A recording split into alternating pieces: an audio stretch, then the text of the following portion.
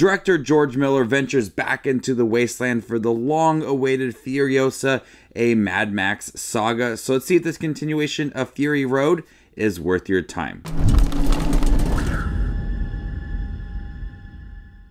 Hey everybody, my name is Justin here. I try to watch everything that hits theaters and on streaming services. If you guys are like me, go ahead and hit that subscribe button down below and click that bell notification for more up and coming content. Snatched from the green place of many mothers, young Furiosa falls into the hands of a great biker horde led by the warlord Dementus. Sweeping through the wasteland, they come across the Citadel, presided over by the Immortan Joe. As the two tyrants fight for dominance, Furiosa soon finds herself in a non-stop battle to make her way home. In 2015, when Mad Max Fury Road came out, I was amazed by that movie.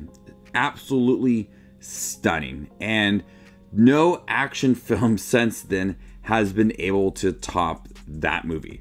Maybe besides John Wick, but Fury Road is one of my all-time favorite films. So going into Furiosa, I had high expectations. I expected something as high octane as Fury Road, as something so visually stunning as that movie.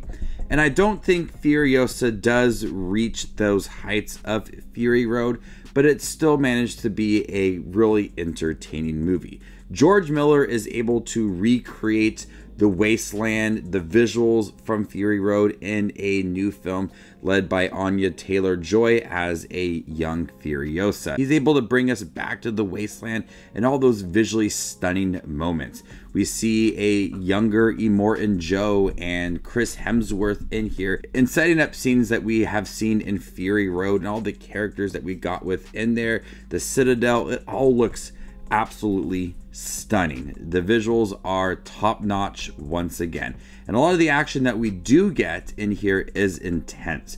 A lot of long scenes that I loved in Fury Road manages to be really impressive and edge of your seat action scenes. Use of long roads and high octane car scenes. When we get to those action scenes, it's very reminiscent of Fury Road. Now, those action scenes are really great, but it's missing a lot of that craziness that the characters were able to provide in Fury Road. Like Nicholas Hoult as our war boy, who was so eager to give up his life and get involved in all those action scenes. Or the loud drums and guitar. Those scenes provided for a lot of the intensity and just entertainment within Fury Road, and it's not in Furiosa. The action's really great, but I feel like it's just safe. Fury Road is able to provide a lot of crazy action scenes and just unique style to it.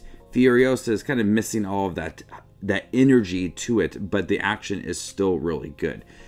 The movie moves terribly slow, I gotta admit that. So I leaned over to my friend multiple times and said, this movie it's taking a long time to get to the action. And I understand wanting to flesh out the story of Furiosa, giving her the backstory and the depth that she deserves as a character, because she's really awesome, played by Charlize Theron in Fury Road. So I understand wanting to flesh this character out in a very appropriate way and just giving layers to this character. But it's Mad Max. You gotta have a lot of the action too. And so the beginning, it takes a long time to get to that action, a long time to get to Anya Taylor-Joy, because this film is set into different parts of her life. So you get younger versions of her as she's snatched from her mother and now lives with Chris Hemsworth character.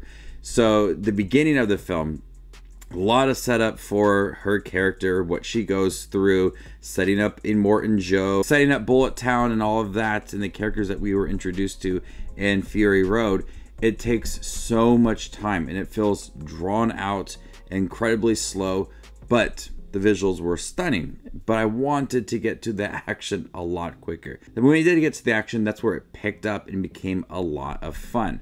Now, the story of Furiosa, I think they did a great job really fleshing her out, giving her depth, having an understanding of the emotional scenes from her and the connection that she has within Fury Road and the importance of her trying to save the women within that film.